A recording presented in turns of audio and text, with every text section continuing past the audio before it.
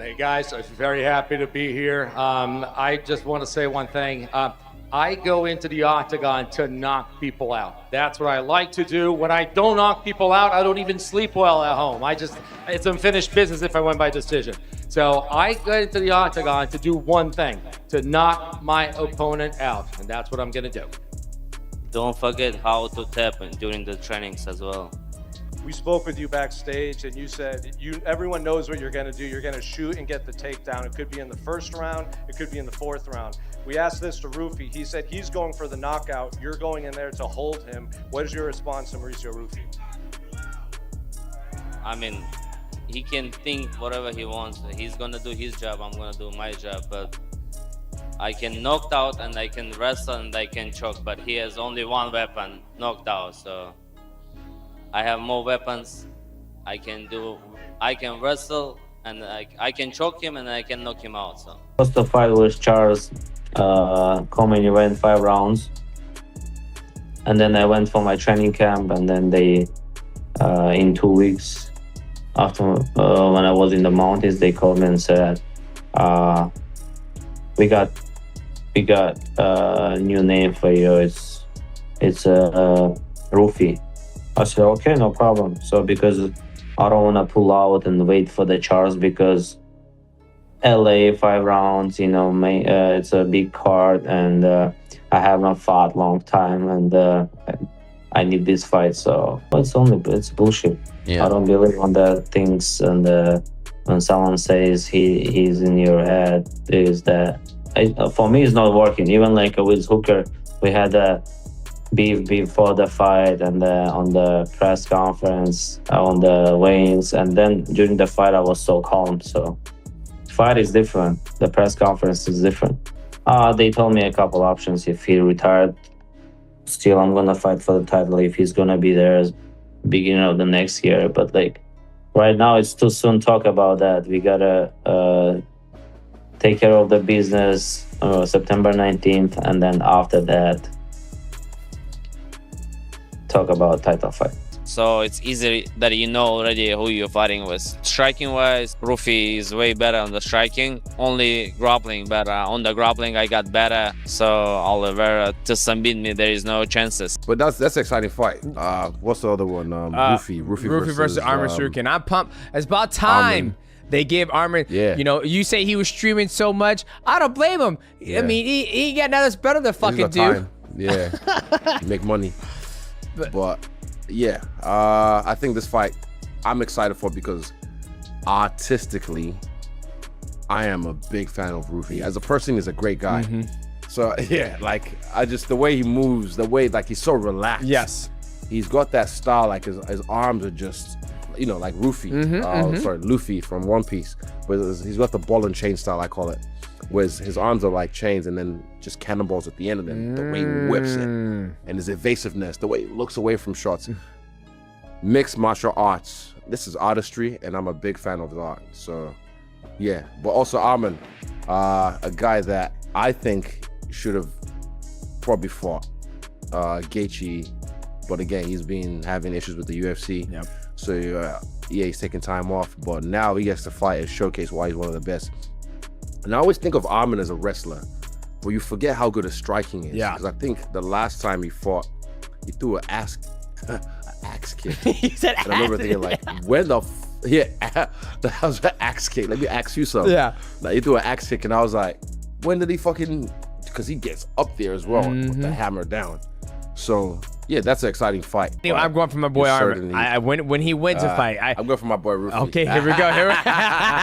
Yeah. No, but honestly, I think he's a dangerous guy. He's a dangerous guy because he's probably the closest to Islam in that weight class. Like, I can't wait till that fight transpires one day. I know we missed it, but I think when it comes to striking, like his striking is different to Islam. Like Islam is kickboxing. Yep.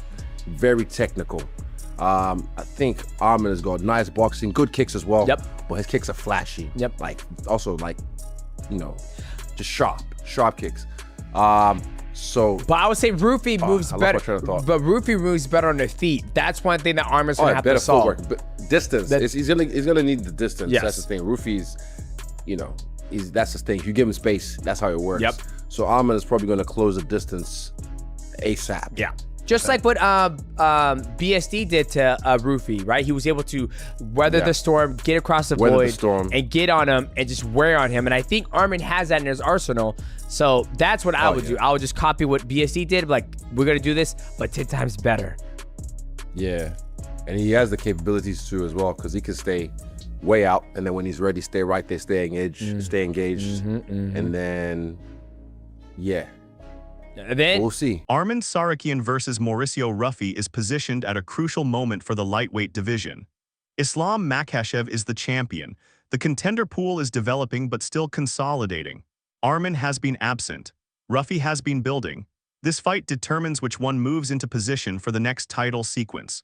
If Arman wins cleanly, executing his clinch-based pressure game and grappling control, you're looking at a champion versus someone with multiple wins over top competition and clear stylistic advantages in specific areas. If Ruffy wins, particularly via knockout, you're looking at a young, dynamic striker who's explicitly rejected decision-based fighting, entering title contention at maximum velocity. Either outcome reshapes the lightweight landscape heading into 2027. The UFC has already indicated that the title shot is Arman's if he wins. That promise comes with expectations about the quality of performance. Close competitive victory might not feel like championship-level dominance. So Arman's actually operating under a standard where the performance bar is elevated. He's not just fighting to win. He's fighting to convince everyone watching that beating Ruffy confirms he's ready for championship-level competition. That's the pressure Arman carries into LA. Arman's last fight was October/November against Dan Hooker. He made short work of it. Since then, he's been absent from competition for nearly a year. The timeline is awkward. He's been visible in other contexts, podcasts, appearances, staying in the public eye, but the octagon has been vacant. Meanwhile, Ruffy has been active, fighting, building momentum, developing timing. There's a recency disadvantage here for Arman. 1 year away from professional competition is significant. You can train at the highest level, drill specific techniques, condition yourself to peak performance. But sparring and controlled preparation are different from the specific chaos and reactivity of live competition. That gap exists, but it's not necessarily a death sentence if the technical plan is sound. And Arman's plan is sound: close the distance, establish the clinch, control the position, pressure for 5 rounds. If Arman executes that structure, the recency advantage Ruffy might possess becomes irrelevant. Inactivity matters most when you're trying to win a boxing match or maintain unpredictable offensive sequences. It matters less when you're imposing positional control and wrestling-based pressure. Arman spent 6 months in strict preparation for Islam Makhachev before an injury derailed everything. That experience fundamentally altered his approach to fight camps and mental preparation. He's no longer operating in the obsessive mindset where every second of existence revolves around the next opponent. The goal now is recovery, sustainable preparation, avoiding overtraining, actually enjoying the process. And this becomes relevant to how he's approaching Ruffy. He's not treating Mauricio as some terrifying new challenge that requires psychological warfare or mental dominance prep. He's identified Ruffy as a dangerous striker who requires a specific technical approach: close the distance, pressure, control the clinch, leverage grappling advantage. That's the job, execute it, move forward. This mental reset is actually a strength in a fight that could otherwise be psychologically taxing. Arman isn't spending 5 weeks convinced that Ruffy is unbeatable at distance. He's spending 5 weeks refining the clinch transitions and pressure timing that will neutralize that distance advantage. It's a technical mindset, not an emotional one. The stylistic conflict here breaks down into 4 specific questions. First, can Ruffy maintain distance long enough to land significant knockout shots? This requires him to avoid Arman's clinch entries, navigate backwards safely, and generate offensive output from positions where Arman can't immediately attack. Second, can Arman close distance early and establish clinch control before Ruffy generates momentum? This is about transition speed and clinch fighting installation. Third, if the fight goes into the clinch or grappling exchanges, what happens? Arman's advantage is significant, Ruffy's advantage is nowhere. Fourth, what does Ruffy's cardio look like across 5 rounds when he's being pressed and pressured constantly? Explosive strikers who rely on specific offensive sequences can gas if they're forced to defend, escape, and reset constantly. These aren't mysteries. They're specific technical questions with identifiable answers based on what each fighter has done in previous competition. Can Ruffy execute distance? Yes, he's shown it. Can Arman close distance? Yes, repeatedly. The resolution is competition dependent. Let's be clear about what this fight actually represents. It's the first legitimate title contender matchup at 155 in months. Gustavo Chakmadtiev is currently holding the belt. There's been speculation about retirement, about his potential departure, about timeline shifts.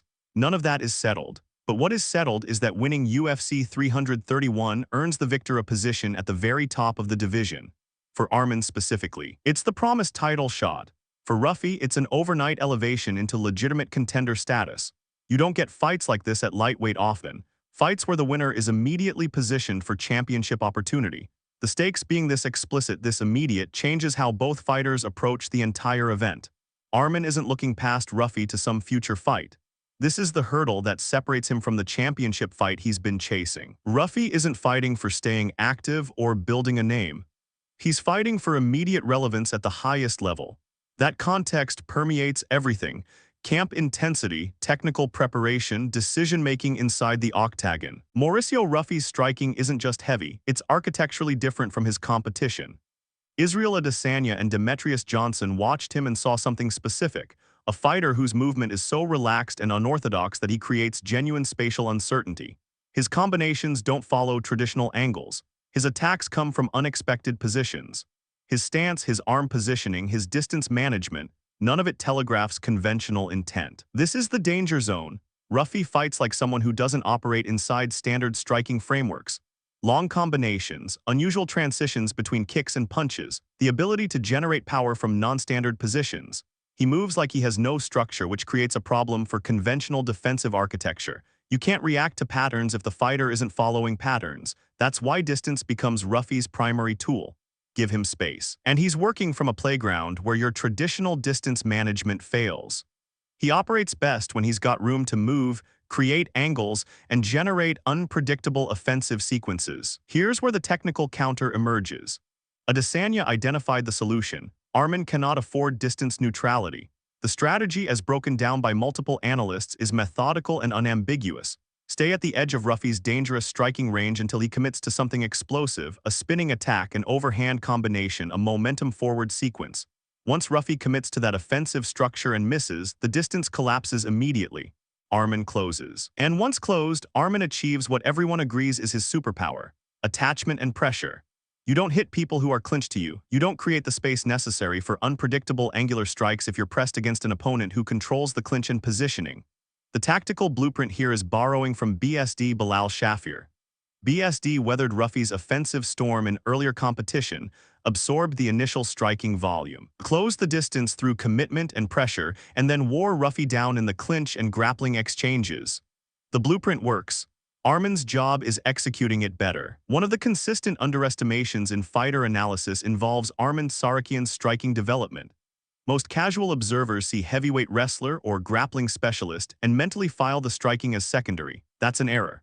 Adesanya made the point explicitly: Arman's striking has become significantly underrated. He's not a striker pretending to grapple. He's a complete fighter whose kickboxing has continued to evolve. His boxing is sharp. His kicks have developed. What separates him from Ruffy is intent and variance. Ruffy's strikes are unpredictable and creative. Arman's are direct and purposeful. Ruffy's goal is generating knockout damage from unexpected angles. Arman's goal is closing distance, establishing positioning, and controlling the fight structure. When these two strikers meet at distance, Ruffy has the more artistic, explosive option. But Arman brings pressure, clinch control, and the ability to threaten the takedown from everywhere. That's not a limitation. That's a complete fighting system where striking serves a larger architectural purpose. During press conference, Arman laid out the core technical asymmetry here with precision. Mauricio Ruffy enters the octagon with one primary weapon: knockout power. His striking is dangerous, unpredictable, and built for offensive explosivity, but that's the foundation of his threat matrix. Arman, by contrast, operates across three distinct damage pathways. He can knock Ruffy out, he can wrestle him across 5 rounds, he can submit him. When Ruffy promised to put Arman to sleep, Arman's response was immediate: don't forget how to tap during training. It wasn't just trash talk. It was Arman identifying the real matchup dynamic. Ruffy is a specialist in one discipline, competing against someone who can threaten him in multiple vectors simultaneously. This isn't about disrespect.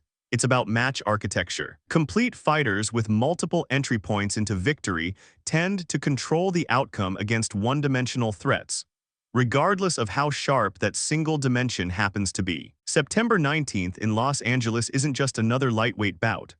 Arman Tsarukyan versus Mauricio Ruffy is a fight with explicit contractual consequences.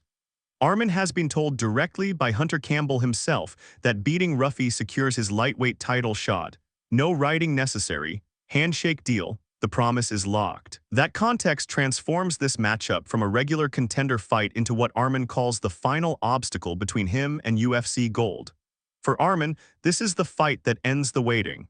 For Ruffy, it's the opportunity to completely reshape his divisional standing in a single night. The entire trajectory of the lightweight division hinges on September 19th. September 19th answers a specific question. Is Arman ready to challenge for the lightweight title, or does the one-year absence and stylistic difficulty against Ruffy reveal gaps? Is Ruffy prepared to compete at the highest level against complete fighters, or is his knockout power exposed by someone who won't give him distance? The technical systems here are well defined. The execution will determine the outcome. That's the preview.